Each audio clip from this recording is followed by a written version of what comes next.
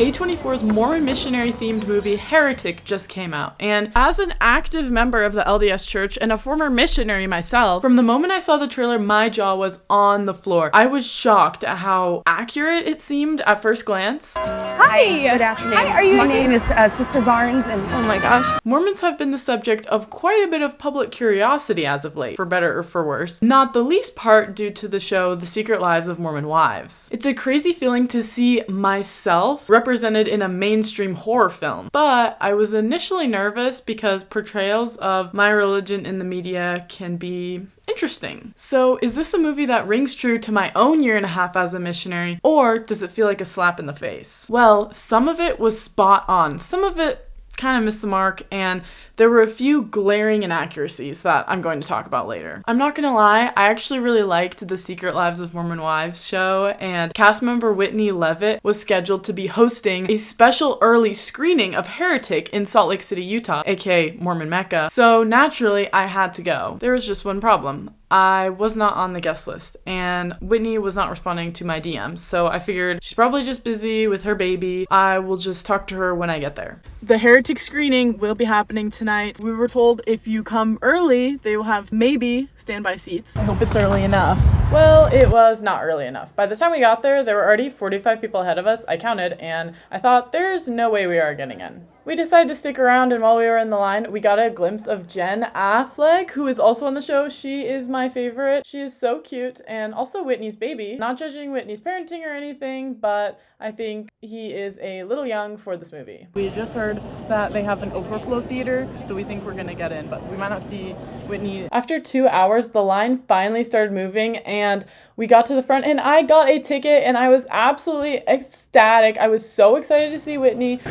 We're gonna see Whitney. We were in the overflow theater, so we probably wouldn't see Whitney, but I was still so excited to see this movie. We're in the theater, but there weren't really any seats left, so we're in the handicap seats. I wouldn't broadcast that we took handicap seats. I have a little bit of bad news. Since this is the overflow theater, we couldn't really get one of the Whitneys together. Wait a second. And that's when Whitney showed up. She wanted to see me after all. We got a Whitney. We got the best Whitney in the house. This is about two sister missionaries. They knock on the one and only Hugh Grant's door, and they are forced to prove their faith. Disbelief or belief?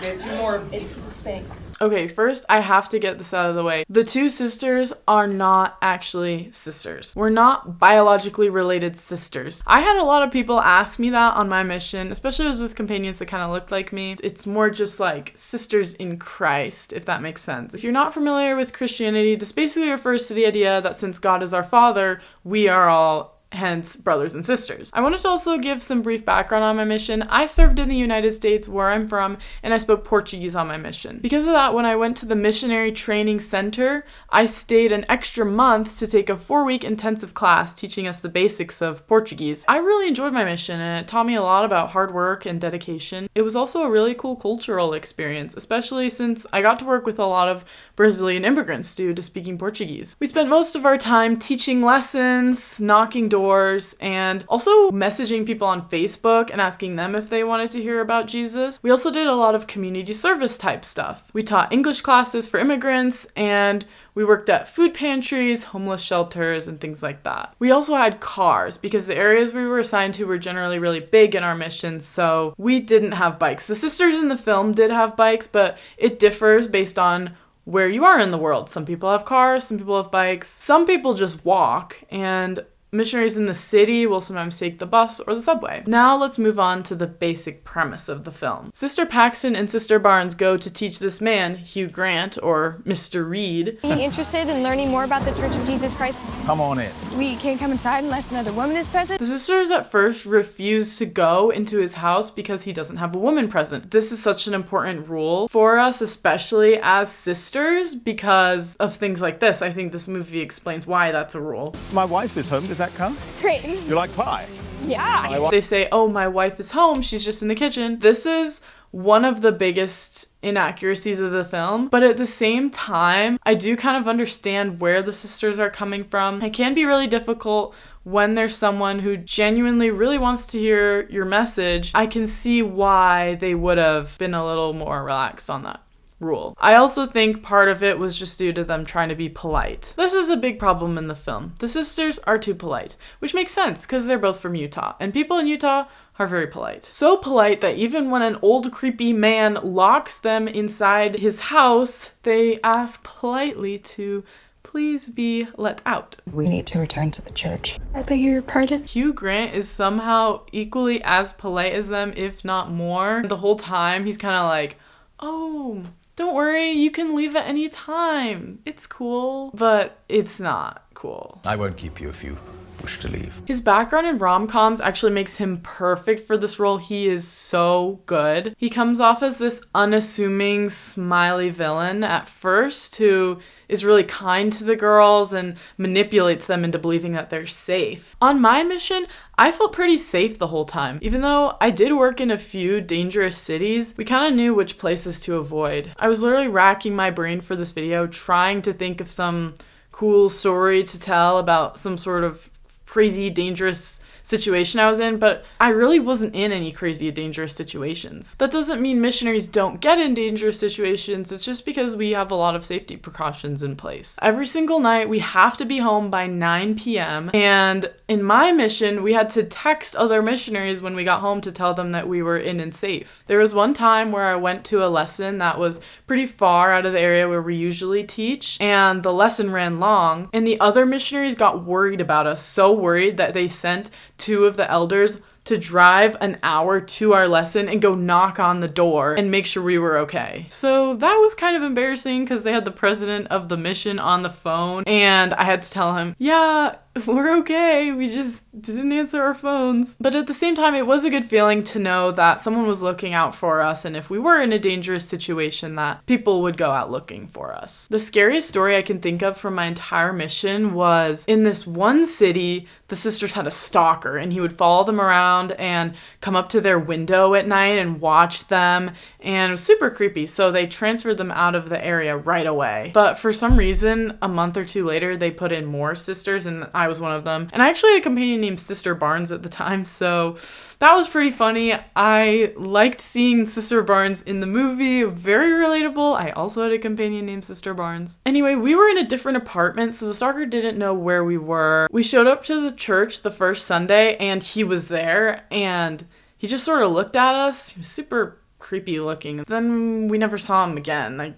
I guess he just didn't like us enough to stalk us. Anyway, it is so cool to see 2 missionaries as the main characters of a real movie. Their outfits are pretty gray and more depressing than what I usually wear, but hey, it's a horror film. Being a missionary can be pretty scary at times. I don't know about horror film level scary, but I do appreciate the genre choice. Going to a stranger's house to share the most personal, deeply held belief that you have and explaining to them why they should also believe that thing, sometimes in a foreign language you can barely speak, when you're still basically a kid, is definitely one of the scariest things I've ever done. So love them or hate them, missionaries have got balls. This film acknowledges that missions aren't a cakewalk, and does a great job of pulling you into the world without having to know every detail of the religious beliefs. These are 2 girls on a mission, trying their very best, scared yet determined and strong. Missionaries usually come in pairs called companionships, and generally one missionary is a little older and more experienced, and they're kind of the leader. Sister Barnes in this case would be what we would call the senior companion, and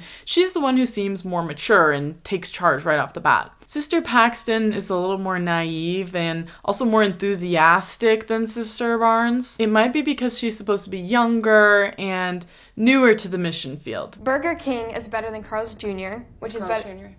Hardee's on the East Coast. Burger King is better than Hardee's, which is better than Rally's, which is Checkers. Generally, these brand new and annoyingly enthusiastic missionaries are called greenies. So yeah, they don't explicitly say how long she's been out on her mission, but Sister Paxton definitely has greenie energy. The age of the sisters is also fairly on point. The actresses are 23 and 24. The youngest you can be is 19, and the oldest is 26 or 27. Most missionaries are on the younger side.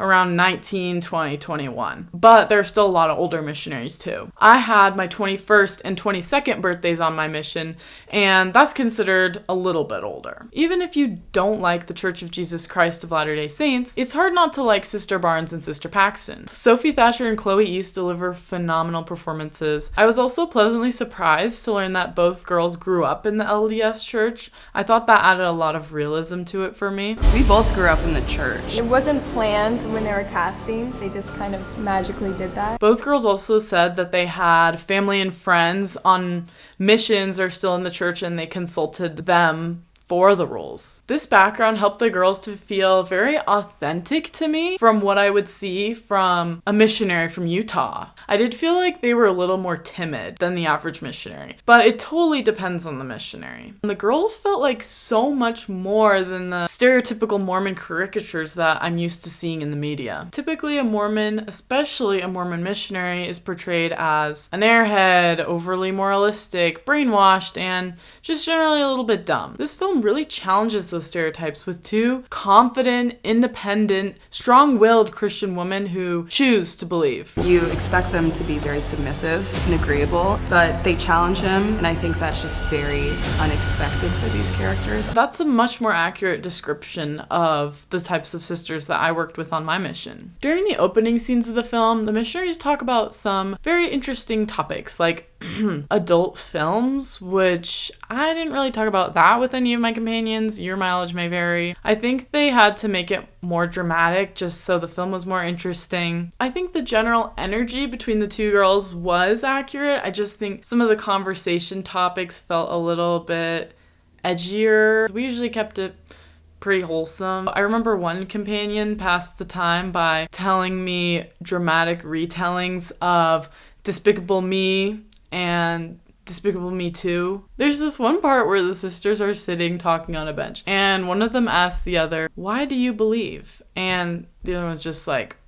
"I don't know." Which, okay, I get the point they're trying to make in the film, but that would never happen. The way that they do it, we literally spend all day, every day, telling people what we believe and why. At least she would have some sort of canned response to give her companion, or at least a reason why she didn't believe. It's not at all unheard of for missionaries to question their faith. I think it happens to everyone on their mission. You have doubts, that's normal. It just feels kind of off the way that they do that in the movie. That scene kind of rubbed me the wrong way. The general vibes between the sisters do feel pretty accurate. People think we're weird. There's a lot of fun and crazy stuff that happens on your mission, but a lot of it is just trudging around and asking people, "Do you want to hear a message about Jesus Christ?" And a lot of people saying no. There are a lot of people who say yes, though, especially since I worked with a lot of immigrants, specifically Brazilian immigrants. The Brazilian culture is a lot more receptive to talking about religion, talking about Jesus, and so that was a little easier in that area, but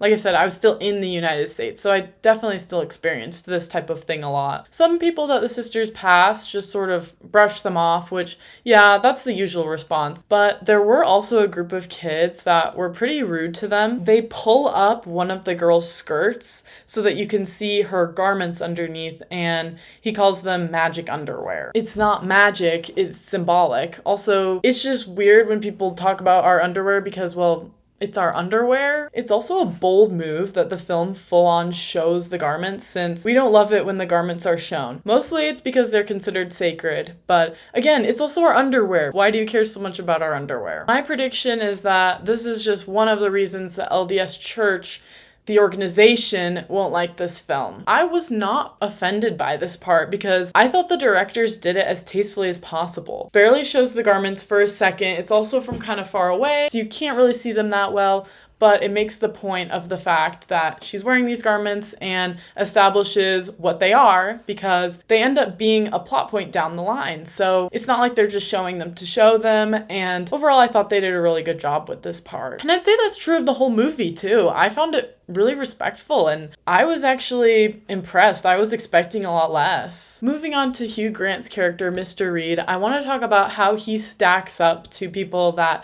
I met on my mission. He was visited in the night by an angel called Moroni. Moroni. Yeah. As a missionary, when you run into someone who's actually interested in what you have to say, especially if you're serving in a place where people aren't usually interested, it's pretty exciting. So when I was watching the missionaries teach Mr. Reed, I was like, wow, any missionary would kill to teach a guy like this who's religiously curious and enthusiastic and already knows a lot about the scriptures and wants to talk to you. So in essence, he makes the perfect bait for this trap that he's trying to lure them into. I completely understand why the sisters would stick around even though the wife wasn't showing up and the vibes were getting progressively weirder. Can I ask, how did your father pass away?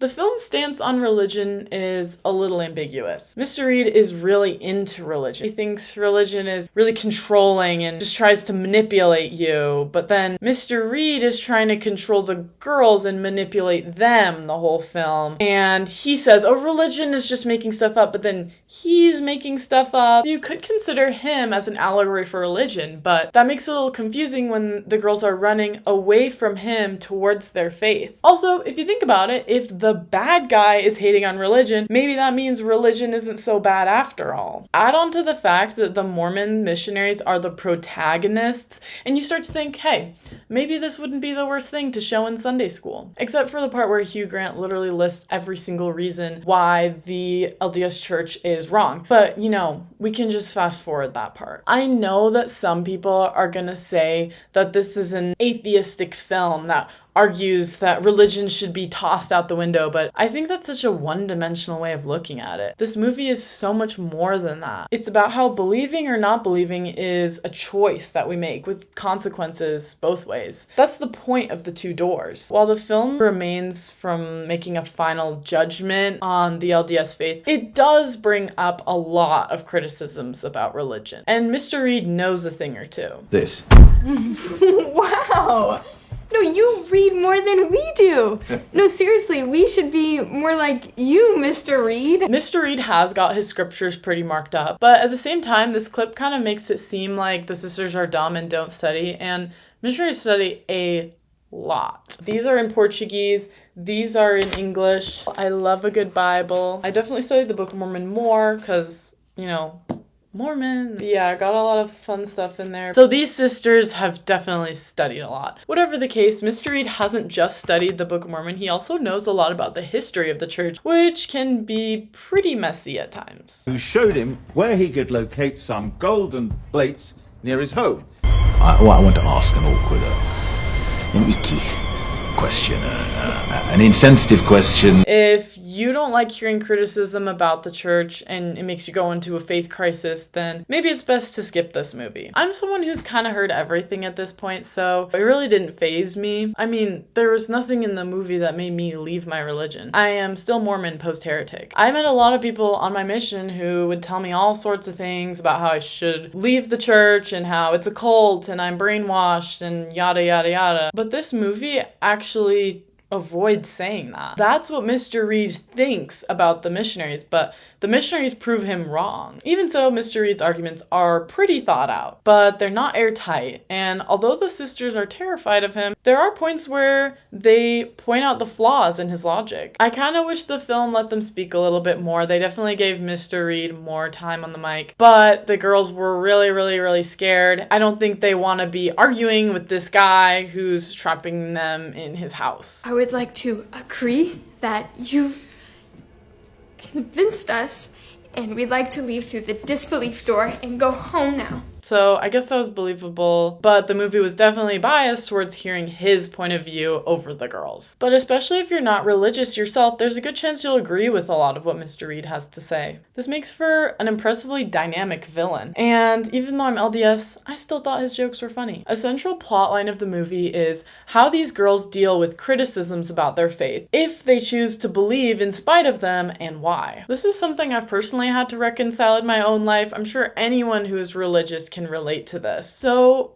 this part of the movie really resonated with me and felt true to my experience. Ultimately, there's going to be reasons to believe, and there's also going to be reasons not to believe. And that's a choice that you got to make for yourself, just as these sisters do. Okay, the biggest thing that is glaringly missing from this film is prayer. Missionaries pray all the time. When I was on my mission, I would pray first thing when I woke up with my companion. Then I'd say my own prayer in my head. Then Pray for the food, pray for planning, pray after planning, pray before you go outside, pray before you teach a lesson, pray during the lesson with the person you're teaching. Before noon, we've said a minimum of 5 prayers, and these girls hardly ever even say one single prayer the whole film. I guess some missionaries pray more and some pray less, but you bet if I was trapped in some creepy man's house, I would be on my knees begging, please God, help me to get out of here, help me to not die. Even the most faithless missionaries, I think, would turn to God in that moment, because what other choice do you have? When they had to choose between the 2 doors, I was like, would a missionary not pray about that? Like, dear God, which door should I choose? It's a no-brainer. By the end of the film, I actually understood why they didn't have them praying the whole time. To me, this is still a huge inaccuracy in the film that would have changed the plot pretty significantly if it had been included. So what did I get from the film? Is the right answer to believe or to disbelieve? It's a simple choice, but it should not be made simply. Well, it's up to you. Sister Paxton and Sister Barnes have to choose if they believe or not, and you also get to choose what you take away from the movie. This movie actually really resonated with me. I felt like it understood me, which I wasn't expecting at all. It reminded me of how amazing my mission was, and I think it did a great job of speaking to the nuance of how it feels to be religious in an increasingly secular world. Okay, the movie just ended and I'm literally crying. The ending is crazy. Whitney's here. That's all. No matter where you stand, this film asks you to think deeply about what you believe and why you believe it. That's what Mr. Reed makes the sisters do, and that's also what the sisters make Mr. Reed do. It's about challenging assumptions, breaking expectations, and discovering something deeper about what makes us tick. Whether you're Mormon, ex-Mormon, or you're sitting here thinking to yourself, who the heck is this Mormon guy? This is a movie for you, and this is a book for you.